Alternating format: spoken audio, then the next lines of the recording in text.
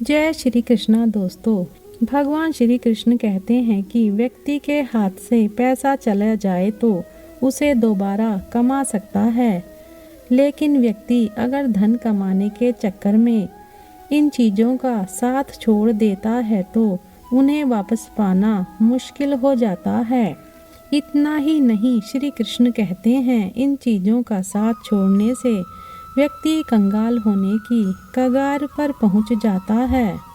श्री कृष्ण कहते हैं कि जब रिश्ते के बीच में पैसा आ जाता है तो वहाँ अहंकार और अहम जन्म ले लेता है, जिससे रिश्तों में दरार आनी शुरू हो जाती है। इसलिए मनुष्य को कभी भी परिवार से पहले कभी पैसों को तवज्जो नहीं देनी चाहिए। भगवान श्री कृष्ण कहते हैं पैसा आपके साथ हमेशा नहीं रह सकता। जीवन में कभी भी ऐसी परिस्थिति आ सकती है जब परिवार ही व्यक्ति के काम आता है। इसलिए परिवार में पैसों से पहले रिश्तों को महत्व देना चाहिए, क्योंकि रिश्तों की डोर टूट गई तो इसे दोबारा जोड़ा नहीं जा सकता। श्री कृष्ण कहते हैं मनुष्य को कभी भी धर्म का साथ नहीं छोड़ना चाहिए, क्योंकि जहाँ धर्म तथा विद्या लक्ष्मी ना हो वहाँ सकारात्मकता का वास नहीं होता। श्री कृष्ण कहते हैं कि धर्म रहित मनुष्य शून्य के समान होता है। इसलिए चाहे कुछ भी हो जाए, मनुष्य को कभी भी धर्म का साथ नहीं छोड़ना चाहिए। इस बात का सदैव स्मरण रखना, इस संसार के जो भी मनुष्य पैसे तथा धन के लिए धर्म का साथ छोड़ देते हैं, वो मनुष्य अपनी प्रतिष्ठा भी खो देते हैं। श्री कृष्ण कहते हैं कि मनुष्य को अपना आत्मसम्मान बनाए रखना चाहिए, क्योंकि आत्मसम्मान मनुष्य की वो पूंजी है जिसे इस संसार में कभी भी खरीदा नहीं जा सकता है। धन तो मनुष्य कमा लेता है, लेकिन आत्मसम्मान पाना बहुत मुश्किल है। श्री कृष्ण कहते हैं कि संस्कारी और समझदार पत्नी का साथ होना सौभाग्य की बात है।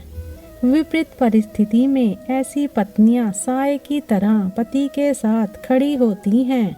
इतना ही नहीं, हर मुश्किल घड़ी का डटकर सामना करती हैं और पति को उन हालातों से लड़ने की हिम्मत भी देती हैं।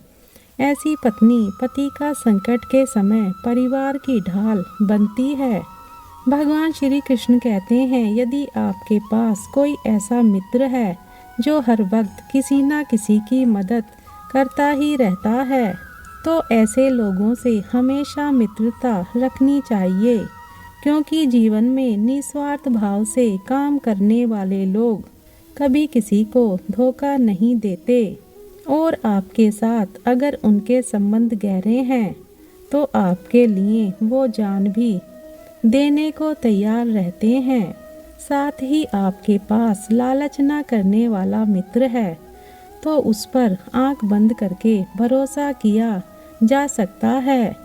ऐसे मित्र सुख और दुख दोनों ही स्थिति में बराबर खड़े रहते हैं। इसलिए आपको हमेशा ऐसे लोगों से मित्रता रखनी चाहिए।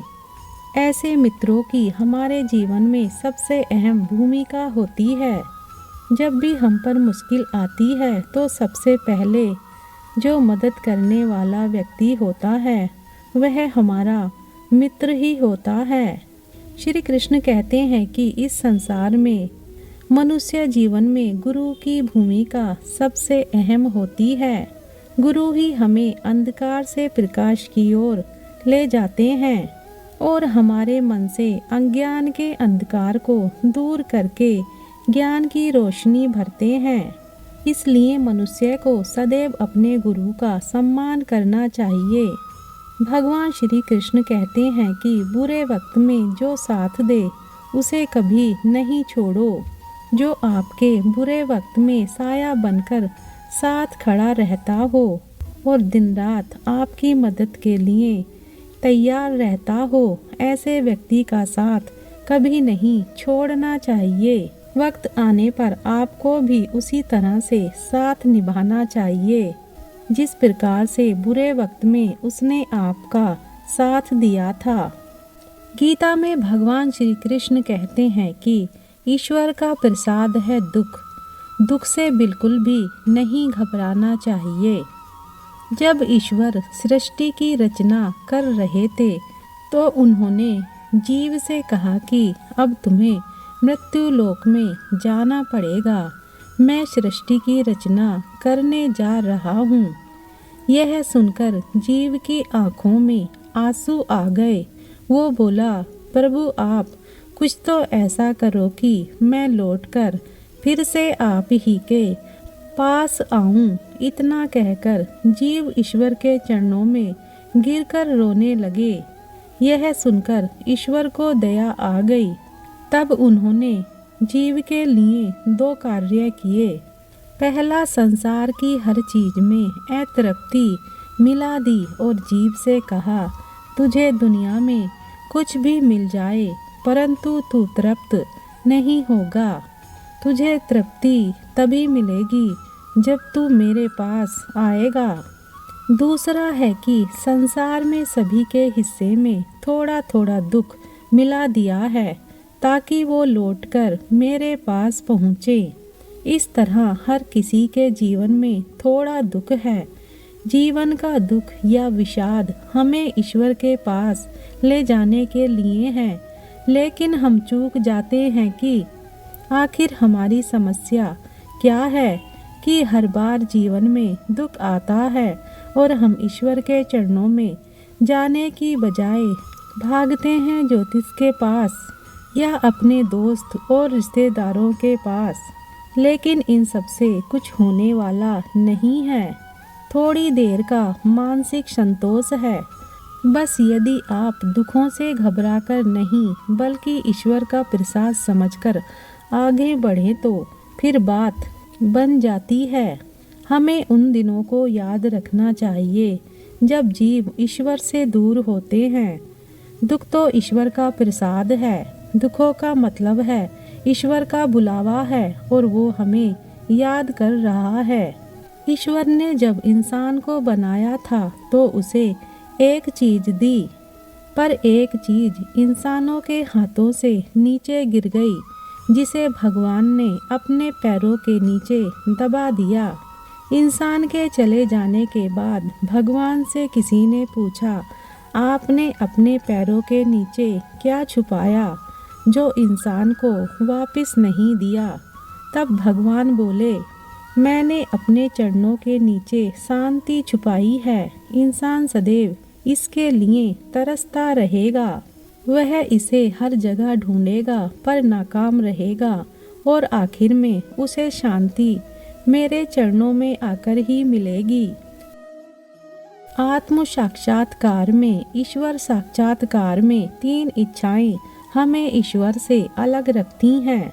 वे 3 इच्छाएं हैं, पहली जीने की इच्छा, दूसरी करने की इच्छा और तीसरी जानने की इच्छा। जीने की इच्छा ना करें तो भी यह शरीर तो जिएगा ही। कुछ भी करने की इच्छा ना करें तो भी सहज ही कर्म तो हो ही जाएगा। जानने की इच्छा ना करें तो भी जिससे सब जाना जाता है ऐसा अपना स्वभाव प्रकट होने लगेगा। ये 3 इच्छाएं ईश्वर साक्षात्कार में बाधक बनती है, इसलिए साहस करो।